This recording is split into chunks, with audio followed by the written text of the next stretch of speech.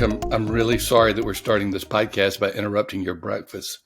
It is the breakfast of champions. It is Pop-Tarts. Ooh, love. It's strawberry. What flavor? Strawberry. I'm a blueberry top. Blueberry for me. With butter on it. Oh, never have tried that. Not margarine, butter. Butter. Paula Dean would be proud. You put butter on this thing, and it takes it to what do they say? Whole nother level. Anyway. Only when my wife's not here. My wife has already gone to work. So instead of eating a bowl of oatmeal, I get to eat a Pop-Tart covered with butter. I actually hide these so she doesn't find them, because if she does, she would take them to a food pantry and give them away, because she doesn't think I need them. But she never watches the podcast, so she won't know. So Mark, I'm doing the podcast from my house. I have a home office. Yeah. Guess who just walked in the door? Chuck Lawless. He did. I prepared you for that, didn't I? Had a word of knowledge. Chuck and I are going to be doing some video recordings tomorrow. So we're going to be doing some planning for it today, and then the videographer comes to the house and we do that. But anyway, boy, this is something. I've got you here. I've got Alana in the production area. Got Nellie Joe here, and now Chuck Lawless. I mean, I feel like I'm surrounded by fame everywhere around. Well, okay. Are we doing a podcast? Let's talk about fame and Mark Clifton. And I know you don't like for me to introduce it that way, Mark, but your book, Reclaiming Glory, has been a paradigmatic book in the area of church revitalization and church replanting. And now it's coming out in a new edition. It's being updated. And boy, there is so much here to talk about. But let's talk about it. I'm interviewing you this time, Mark. This is going to be a different type of situation. This is your new release. This is your new book. First question is obvious. What's the update? Why did you update it? Well, we needed some new stories. The original book came out about 7 years ago, and the stories were obviously a year or two old, at least, because they had to find the stories. So that makes the stories nearly a decade old. And the really cool thing is that since we came out with the book, we have lots of fresh stories that really were impacted by the replant movement and even by the book. So if you've read the book before, in the middle of the book, there are 5 or 6 chapters that are stories of revitalization that sort of describe a lot of stuff we talk about in the book. And these are all fresh, brand new stories, really, really good ones. So that's pretty exciting. The other part is we added some discussion questions at the end of each chapter. Had a lot of people that wanted to use it in a small group setting or use it with their staff or whatever. And so we thought about doing a workbook, but it didn't really seem that because that was necessary. So we've got just some good study questions, discussion questions at the end of each chapter. And then we filmed videos for each chapter that deal with those study questions. So that's why and we changed some of the numbers. There's some updated numbers in there, updated statistics, and we changed some of the vocabulary. As the vocabulary of replanting has somewhat evolved, we've changed some of that. So that's why all the changes. Well, all of you who are listening to this on your favorite podcast app, those of you who are watching this and delighting in the fact that you know that Mark Clifton just consumed a Pop-Tart with butter on it and with chasing it with some type of cola. I couldn't tell exactly what it was. Well, me and Warren Buffett, every time we're on a podcast, Warren Buffett and I yes. Diet Coke. You and Warren Buffett have always been close in so many ways. Yes, we are. So let's talk a little bit more about the title. The title is a powerful title, but a curious title. And I have to say that there have been a lot of people who have told me that when they see the title of the book, it immediately draws them to it. So I don't know how much you had to do with the title, how much B&H had to do with the title, but I got to say, Reclaiming Glory is an incredible title. By the way, we've got links to the book, so go there, buy a few thousand for your church, even if you only have a church of 75, because they'll want to read it multiple times. Talk to us about Reclaiming Glory, Mark.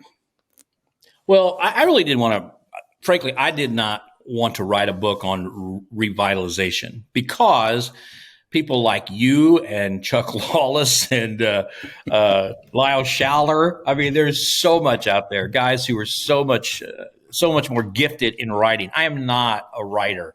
I never have been. You did a great job on this one. And I wasn't a writer in school or anything else. I just didn't write, and so I'm very verbal, and I'm not a writer. So it's like I don't want to write a book. But I got to NAMM and we began to go around and I began to do these conferences and speak a lot. And what happened was I realized there was perhaps a place for this book in that my whole purpose for in my life, for God moving me from planting churches, which is what I had done for all of my ministry up to that point, to running toward dying churches. It wasn't an issue of strategy or missiology or saving the denomination or anything like that. It's when God really got a hold of my heart and I realized that a dying church robs God of his glory. It's just that clear to me. When I became an associate director of missions and there were some churches in my association that were closing their doors, and I realized if that church had sat on that corner for 100 years, which it had, and it had said, we believe the gospel and we believe the Bible and we believe Jesus is the hope for the world, which they have said that. And then they say, but we can't keep this church open. That simply robs God of his glory. And so in my heart, I decided that from the way I was looking at it, revitalization in my life was an act of worship to reclaim God's glory. And I thought, okay, there may be a place for a book where that's the focus primarily. And so that's why I wrote the book. And then the title, to me, it was always going to be Reclaiming God's Glory. And I had a good friend who helped me edit the book, and he was so bright. He said, why don't we just say Reclaiming Glory? And I was like, yeah, I wish I'd have thought of that. So mine was Reclaiming God's Glory. But yeah, Reclaiming Glory. B&H didn't have anything to do with the title. So I'm grateful for the title. It's cool when a title actually gives you the whole point of the book. And this one does. Well, revitalization is a genre unto itself now. And yes. Yeah, I've written some books on it. Sam's written some books on it. Others, Lyle Schaller, even before the word revitalization was known, he was writing books on revitalization. Some 97 of his, he wrote 103 books. I think there were 6. Do you have them all? Do you have them all? No, my boys raided my library, and I think Sam got every one of Lyle Schaller's books. Oh my. Oh man, so, I would like to have a full collection of Lyle Schaller's books. It's worth thinking about. I've got a few, but I bet you could get them on Amazon used. People don't even know who Lyle Schaller is. People who are listening to this probably don't even know who Lyle Schaller was. But well, you and I grew up. You're younger than I am by several decades, but you and I grew up following Lyle Schaller, his books. And I think I've told you, I was his fill-in toward the end of his life when he kept having to cancel engagements, and he would call me up and say, "Can you do this one for me?" So really? I would disappoint people when I would show up and Lyle was not there. But hey, I was honored that he allowed me to do so. So sure. Yeah, sure. Neat name. I just finished book number 38. I've got a long way to go, Mark. So I don't think I'll catch up with Lyle in my lifetime. Okay, let's talk about dying churches. This seems like such a self-evident question, but we've got to get this within the gist of Reclaiming Glory. Again, Mark Clifton has re-released Reclaiming Glory, totally revised in so many ways. Incredible book in its original form. Now even better with all the updates and the new stories and the videos and the study guide. And this is just something your church needs. So please go to the link and get some of these books right now get a study group in your church of leaders. But this question right now is so self-evident. I still want you to answer it. Why do we even care about dying churches? I have heard more than one church leader say, well, you know what? If it's going to be a dying church, just let it go and die. We don't need to spend our resources on that. Yeah, that was my motivation for writing this book, my motivation for taking this position in ministry.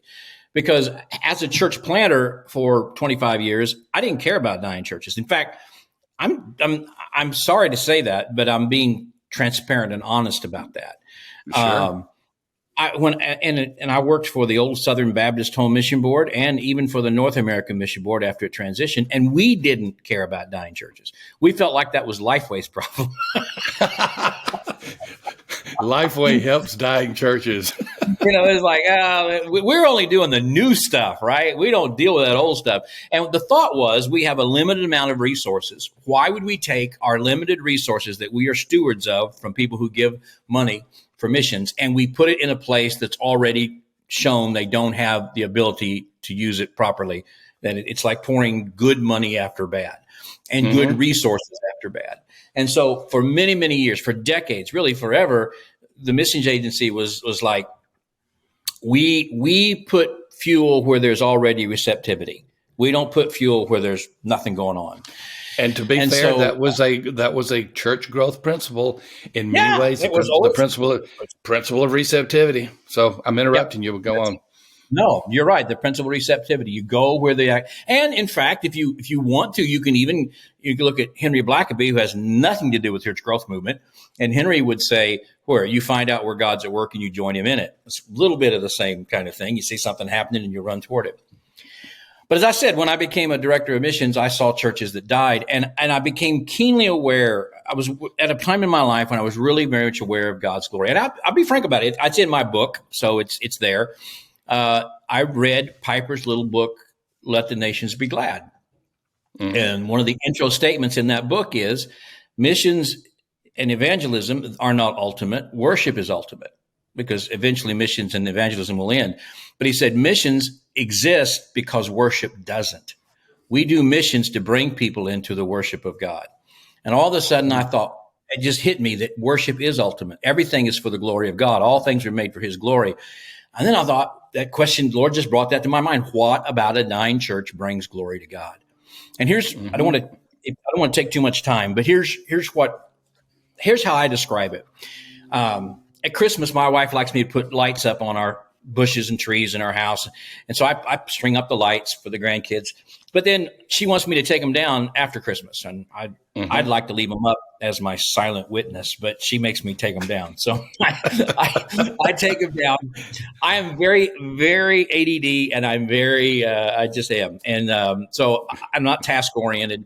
And so when I take them down, I throw them into a garbage bag, literally, and I put them in the basement. Then next year, she wants me to put them back. And you got the tangle. Yes. It's a huge, huge knot, right? And so this is true. So for 3 or 4 years, I would sit on my front steps for maybe 5-6 minutes trying to untangle those. And then I'd say, ain't no way I'm going to sit here all day and untangle these, because the big box store down by my house has a bin where you can donate your used Christmas lights to charity. And so I take that big knot of ball of lights and I donate them to charity. All right. And then I go to the cheapest aisle I can find at Walmart and I buy a bunch of cheap lights again, poor stewardship. And when I get them home, I pull them out of the box and they're just easy as pie to put up. Well, that was my view of church planting. Why do I want to sit around for years and years and years and untangle something when I can go across the street and start something brand new? But untangling it, if that is reclaiming God's glory in that place. In other words, as I said, if that church closes, what does it say about the glory of God? Now, untangling those is worth my time. And then God has also revealed to me that there's remaining people in that church. They are still his bride. They still matter. Many things about that. So that was the idea of God's glory is preeminent, not mission strategy is preeminent. And you and I are a child of the church growth movement, and I had to make some adjustments in my theology and my missiology to accommodate that. But I think they were biblical adjustments, and that's where that came from. Well, I must say that the late Peter Wagner, who went many different directions, mainstream church growth, more charismatic, more ultra charismatic, more apostolic. I mean, he just went all these different directions. He wrote me an email probably 2 years before his death. And it was sad, Mark. He wanted to know if I had abandoned the church growth movement. because Mm. I was talking about revitalization, and I was saying that homogeneity may not be a goal anymore that we need to think about. That maybe a church that has different colors of people and different ethnicities more represents the glory of God than that homogeneous church. And I understand that that's not a perfect description of the HUP, the homogeneous unit principle, but it was so sad that when he wrote me, "You've left us. You were to be the heir apparent to the church growth movement, and now look what you've done." He didn't say it that way, but I that's know what kind you of what mean. you that's kind of what you're saying, that Yeah. there was so much good about the church growth movement, greatly misunderstood by most people when they say, Yeah. "Yeah, mega church growth movement." They don't understand the fullness of the church growth movement. But anyway, I love what you're saying about dying churches. Well, Yeah. I'm talking too much. This is Mark's book. This is not my book, and it's Mark's role to talk. We're talking to Mark Clifton now. He's always on this podcast, so I'm interviewing Mark Clifton about his newly released Reclaiming Glory, new edition of Reclaiming Glory. Incredible book in its original form, and now it has so much to offer. Look at the link, and you can get those books right away. Mark, this is another one of those big questions, but just talk about some keys to success and revitalization.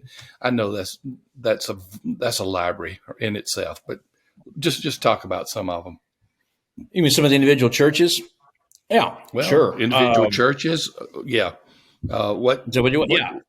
what's some of the story? What are some of the things that happened in those churches? Well, the great thing that happened in those churches is that the remaining members were not kicked to the side of the road. They are not the obstacle. They are not the problem. They are the first ministry. So when you look at a dying church, the first thing you look at are the remaining members, and how do you care for them and love them, and how do you help them to find their joy once again. And that's a hard task, because it's easier probably just to say, "Hey, give us the keys and walk away." And sometimes they want to give you the keys and walk away, and they do. But we really care about Christ Church, even the dysfunctional one, as Paul did about Corinth, right? I mean, it was pretty dysfunctional, but he cared about it. And he said, "I want to come and spend time with you." He wasn't like, "Hey, I want to close you down and start something new with some decent people." He said, I want to come and not just a little time. He said, "I want to spend a lot of time with you."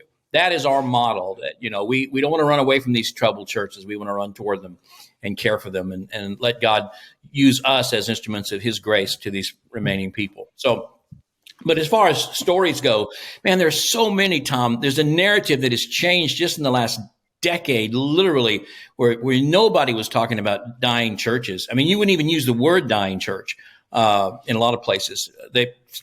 Denominational leaders didn't want to acknowledge that churches died. They thought that was a negative kind of thing to say. We can't say we got dying churches. Well, when you have 800 a year in the Southern Baptist Convention that cease to exist, you can't ignore that for very well. You can, they did, but you don't get anywhere by ignoring it. Yes. And so what we've seen in the last decade is that dying churches now are seen as a platform for missions, a platform for ministry, a platform for God's glory. I had a kid, I had an electrician call me last night. I didn't even know him. I give out my phone number to everybody. And he called me. I guess I gave it to him on email. And he said, "Hey, Mom, this is so-and-so from such and such, Alabama." He said, "I'm a full-time electrician." He said, "I was leading music at this little church of about 20 people, and they're about to close their doors. They didn't have a pastor, and they called me as their pastor. I've been reading your book. I've been watching your podcast, and I'm really excited." I'm telling you, he was thrilled to be in a dying church. I wouldn't have happened 10 years ago. Because he's part of a brotherhood now. He sees the movement of God now in dying churches. And now there are all kinds of resources for him. He listens to podcasts, and he's got all kinds of books he's been able to get. And he's talking to other replanters who are encouraging him on how to do this. That did, in my opinion, that really didn't happen 10 or 15 years ago. And it is happening now. I love those stories. Yeah, I love those kind of stories. Hey, you talked about the metaphor of walking away and giving the keys. Do you remember you said that a few minutes ago? Yeah, I did. You remember the 60s song, "Walk Away, Renee"? That just came to Walk mind. away, Renee. Just walk away, Renee. Oh, yes. You won't see me follow you back home. Yeah, you remember that? Yes. I believe it's a one-hit wonder. Some group like the Left Bank or something like that. I just wanted to bring that up, Mark, because I haven't brought up a 60s song. I want to get back to your book right now. Okay. Revitalized church. Why do you call a revitalized church a gospel legacy? Because there is a legacy there of some folks in some places at some time. God has absolutely done a work in that place at some point. And it is a legacy that we can build on. When we go to a dying church, we really don't want to just get rid of everything. We want to find the gospel legacy there. We want to find those times when God's activity was present and God did some amazing things in their midst. And we want to connect to those. We don't want to, that's why I'm not in favor of changing the name. I know you and I have had discussions about that. I think there are very few reasons to change the name. If you say, well, we have a bad reputation in the community. So what? I mean, change the reputation. It can be changed. Plus, just changing the name doesn't change the reputation of it's still the same building. They're like, people are like, yeah, I know what you're trying to do. I can see through that. I mean, that doesn't make a lot of sense to me. But if you hanging on to the name reclaims the gospel legacy of that church.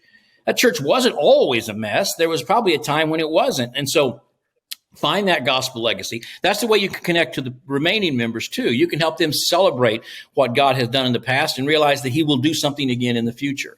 So we do talk about building on the gospel legacy at these churches. In fact, Thom, when I first started this work at Warnell back in 2005, which is a long time ago now, I actually called it legacy church planting. That's what I used to call it. I said, now that's news planting. To me. You and I've done nearly 300 podcasts together, and that's news to me. Yeah, I thought we'd have church planting and legacy planting, and I still like it, to be frank about it. But when I went to North American Mission Board, and it really became a movement, and they put a lot of emphasis behind it. They wanted us to call it plant and replant. And so rather than planting and legacy planting. And so we went with replant too. But I like the term legacy planting. Anyway, that's neither here. I hadn't thought about legacy planting in a long time. I got a website. I got a YouTube video out there somewhere where I talk about legacy planting. Maybe you'll put that on the link. I'll find that at some point. Well, I've been talking to Mark Clifton about his updated book, Reclaiming Glory. Once again, you can see it in the show notes. The link is there. I encourage you to go get it. And now it has study guides with it. And so you can bring groups together and you can talk about revitalization within your own church. Incredible book, one of the foundational books of the Revitalize and Replant movement. And I'm delighted to be able to interview Mark for the second edition of it, and it's vastly updated edition. Mark, thank you as always for just what you do. But thank you specifically for writing this book and doing the update. It's a blessing to the kingdom. Well, I appreciate it. I really do. Hey, check out we got a new podcast coming, right? Oh, please talk about it. Go to revitalizeandreplant.com right now. Revitalize, or as soon as this was over, wait till we're done. Go to revitalizeandreplant.com. You'll get to listen to a pilot episode of the spinoff. We're like a spinoff of Thom Rainer. It's a spinoff podcast with myself, Mark Halleck, who is pastor of a replant that has started 30 replants. So Mark has a network of replants. So myself and Mark Halleck from Denver. And then I have a really good friend named Dan Hurst, and we'll talk about him later on another. But Dan is a world famous voiceover announcer. He does movies. He does national commercials. I can't really say what they are, but they're like fast food joints. And yet he's been a friend of mine for years. His parents were missionaries to Honduras. He's a Sunday school teacher. He's been a pastor. We planted churches together. Eat your heart out. He is my voice on my podcast, Rainer. I mean, I have. Oh, gosh. I have no voice. Golly. I got to go find me a voice. So it's Dan Hurst and Mark Halleck and me. It starts later in March, but you can go listen to the pilot episode right now on revitalizeandreplant.com. Thank you, Dr. Rainer. You can see that in the show notes, and we'll be talking even more as we continue to do these. Thanks again for being a part of Revitalize and Replant. Hey, if you're looking forward to something, come back to the next 2 episodes. We're going to talk about something fun. We're going to do 2 parts on the rise of the small church. I think you'll enjoy it. Thank you again for being at Revitalize and Replant, and we'll see you in the next episode.